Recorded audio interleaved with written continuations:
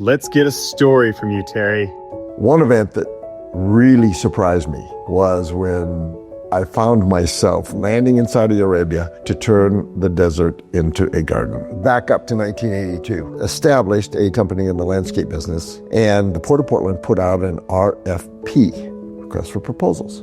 We put together a response in a booklet, and we put this little book together, and we had just won a national award, and so we were pretty confident. We didn't even make it to the shortlist. 4 months later, a good friend and a subcontractor came to me and said, "Hey, Cook, I heard there's this Saudi sheik. He's in town, and he's looking for a project manager for an airport in Riyadh." I laughed. I can't manage my business in Portland, and I'm supposed to go to Arabia?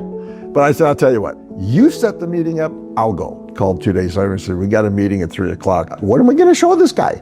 So I said, I'll take the presentation that we turned into the Port of Portland, at least show him how I would approach a project. I said, here's this project. We did not get this project, but I said, it's the only thing I had to show you how I think and how we would approach this. Thank you very much.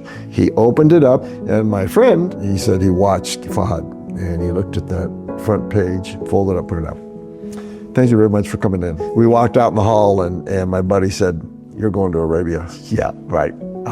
Sure. That night, Fahad calls, said, "I want you to go to Saudi Arabia with me." Okay. So the long of the short was 30 days later, I was on a plane flying to Saudi Arabia and said, how in the world did this ever happen? Your story is worth sharing. Comment yours below.